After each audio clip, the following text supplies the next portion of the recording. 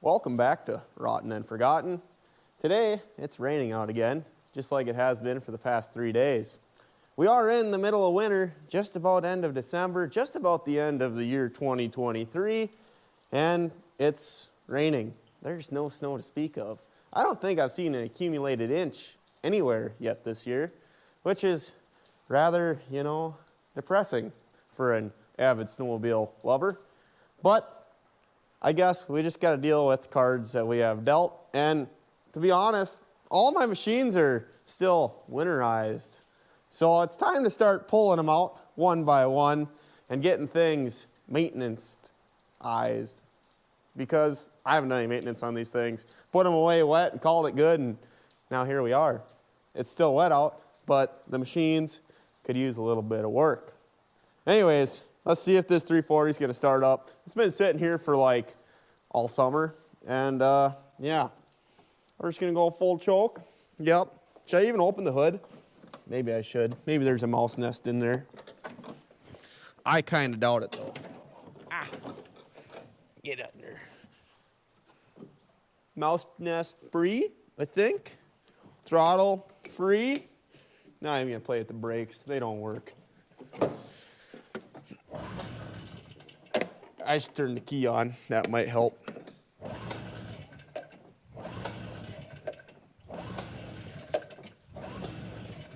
Come on now.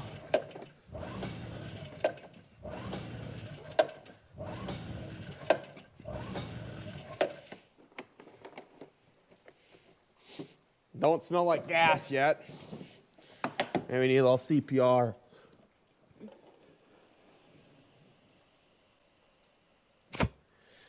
Whew.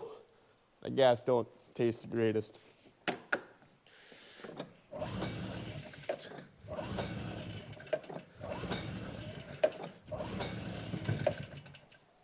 Ooh, we got a little cough.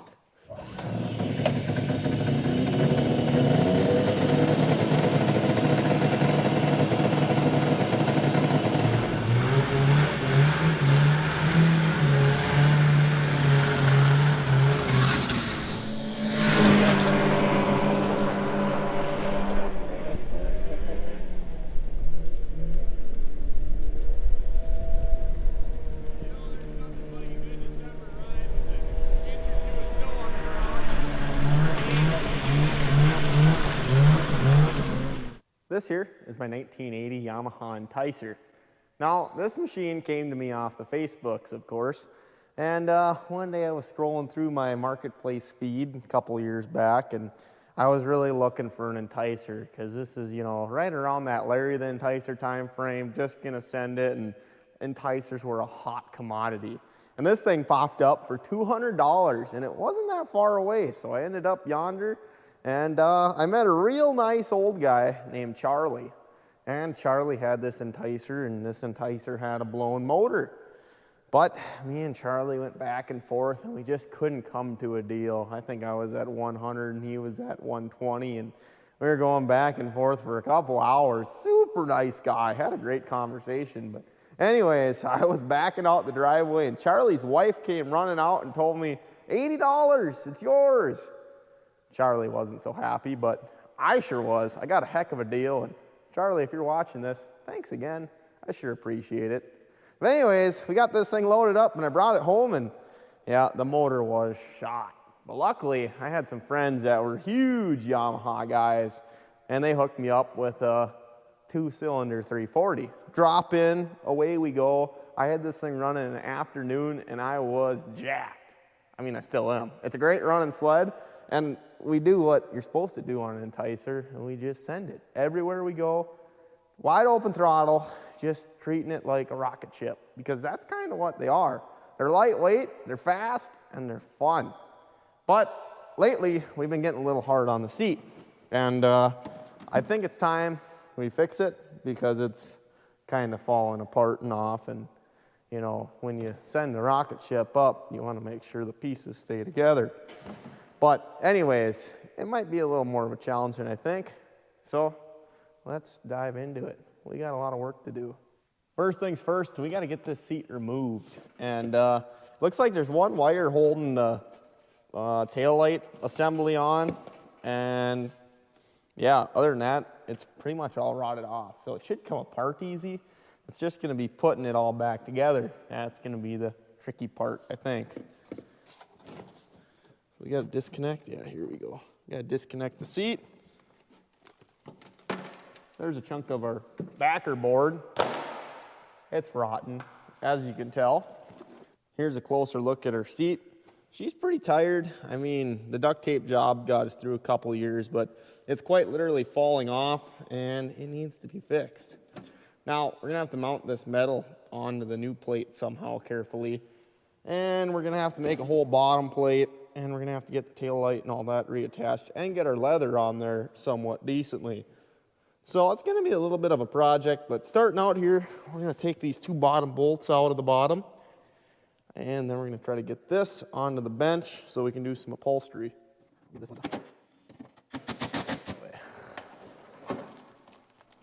That's bad.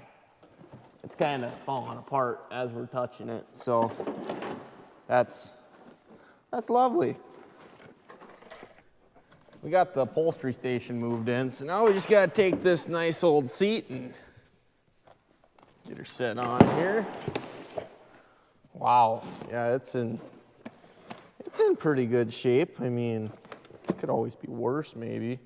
I'm gonna peel all this leather off here and kind of see what we're working with for foam and whatnot, and see what the backers look like in here. There should be a tin backer for the cubby hole, and then some kind of plastic one in the front, I believe. But I have never done one of these before, so this is a first for me. It's these little pokey guys here, just holding on to the back. We got some pig iron strapped in here too. I approve of that. Not sure who did that, but very nice. So we gotta get this iron out of the back of the seat, and then we gotta try to get our light dismounted from our wood. Then we're gonna have to make a new wood chunk for the back of the sled.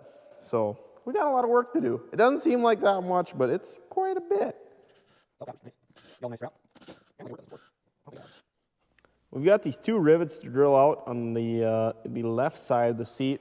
The right side of the seat's still stuck in there because the plastic's cracked, so we gotta drill those out too.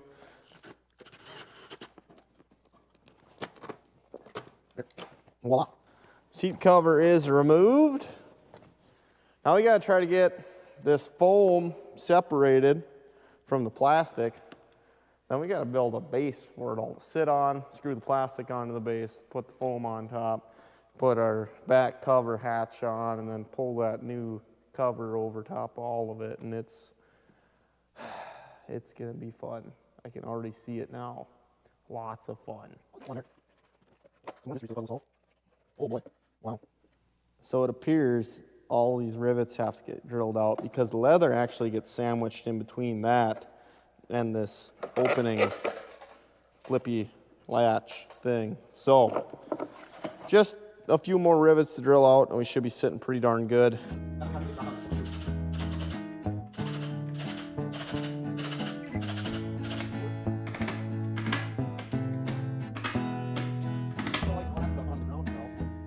So lucky for me, this old seat backer is kind of left together, and I got two little nubs, so I know the width and the length.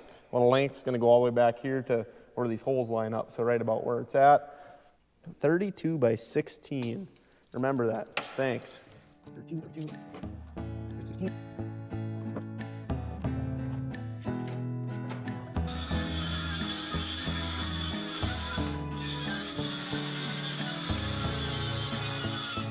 I'm going to take a minute and stop being a snowmobile seat mechanic and be a camera mechanic because I just broke my GoPro battery. First time I've ever had any issues with them, but now the battery's stuck in the camera and it's just not going good.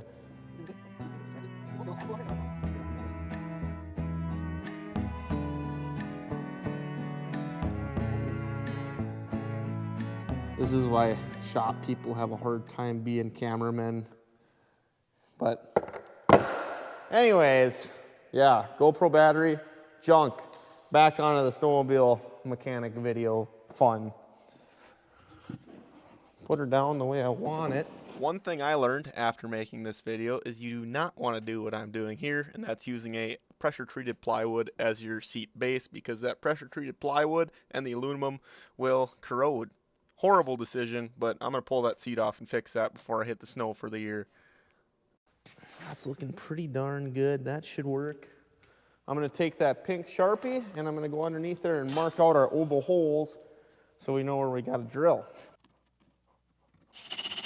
Something like that.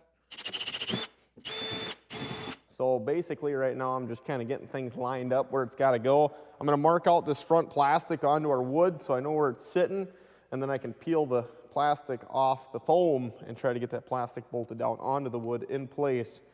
Then we can put that on and pull our cover across.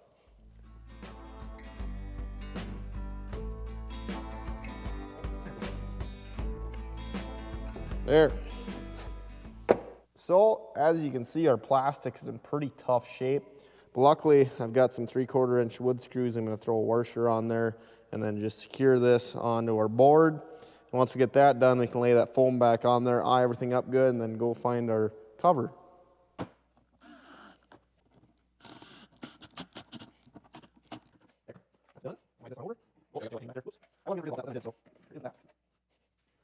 Now that we kind of got our seat figured out and everything's in place, before we pull that cover over and tighten everything down and put our staples in, we're going to make sure this seat assembly fits on the sled properly. And it's just going to, you know, even out the headache in the future, maybe. If it fits good now, it should fit good later. That's kind of the thought. So let's try it. We'll see. We'll see how many tears I have to cry. There may be more than one. There we go. Seat in place. See if we can find slots or bolts. Pull that through. So far it's looking pretty darn good. We're going to have a little bit more of a gap in the front here between the seat and the tank, just because my bottom baseboard's a little bit thicker and we probably don't have things exactly OEM. But I need to have some room to shove that material back in there, the canvas, so that'll be all right, I think. But other than that, it's looking pretty promising. I think this is supposed to go like this. Oh yeah, fresh. So there is 0 directions with the seat cover. I'm sure I could Google it, but I think I can figure it out without the old Google. This little strap they sent with is supposed to go on the back here and roll up back behind and strap in nicely. Got that figured out. And then all these tabs pull over and stick on these little triangles, from what I understand, and I'll smash them flat once I get there.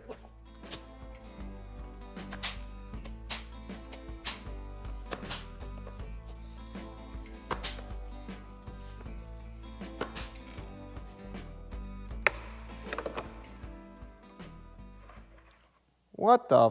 Well, we're doing such a good job, it fell right off, so that makes me happy, ecstatic, one could say. Yeah, that's not so cool. That's really not good, but let's figure out what we're gonna do now. Since our riveting was an epic fail, we're gonna use some stove bolts, because that's what I got, and I need to get this on there to get this done, to get this on the road, this show at least. So, yeah, we're stove bolting things. Things are going downhill rapidly.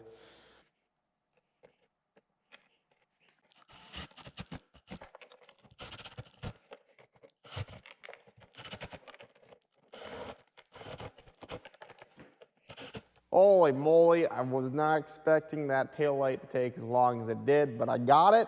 I ended up using little machine screws for it. Not sure if that's, you know, gonna last, but make a bet. I don't know, is it gonna make it a year? Who knows? It's better than what it was, and that's all that matters around here. We're gonna peel this tin off and look at that. And yeah, it's in about the kind of shape you can imagine a 1980 chunk of tin to be in. Not very good. But anyways, we're gonna screw this into place too. I'm gonna use some multi-purpose adhesive to glue the foam back onto the metal and the plastic. So we got things kind of situated here. I'm gonna flip this seat over and start stapling this back. Go around to the front, pull her tight, staple the front a little, then flip it over and start stapling like crazy, I think. It's kind of my plan as of now. So let's get her started. So it turns out a guy used 3 1/4 inch screws, and our wood's only a 1/2 inch, and our material was like 3/16, so it's all the way through. There's little points sticking out all over. Luckily, we got ourselves a grinder, so it's really not that big of a deal.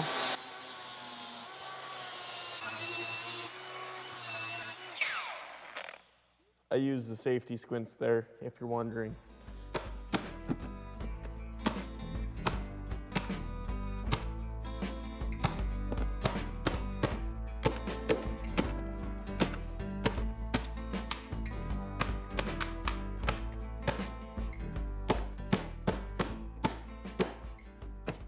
Well, it's finally time to test fit our seat. That took a lot longer than I expected, but it's done now. Let's try it out. Let's see how this fits on here. That's plugged in.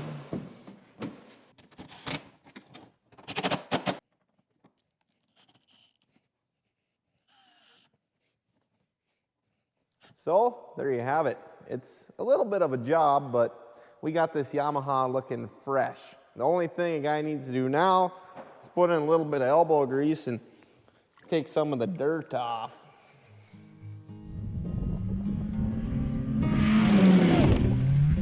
What? We're missing a bolt. Yeah, you must have rattled that one up. I think that one was there. I don't know though. No more.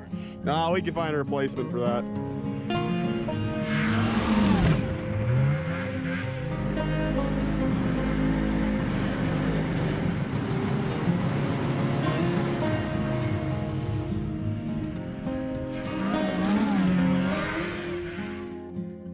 That should about do. You know, for being 43 years old, Charlie cleaned up pretty darn nice. As for the seat, it's on there. It looks pretty decent. I'd give it about, you know, a 10-footer range. Maybe a little closer, given the right lighting and circumstances. But anyways, thank you guys for watching Rotten and Forgotten. If you like what you saw, stick around. There'll be more content coming eventually. But as for now, I'm going to bed. So we'll see you later.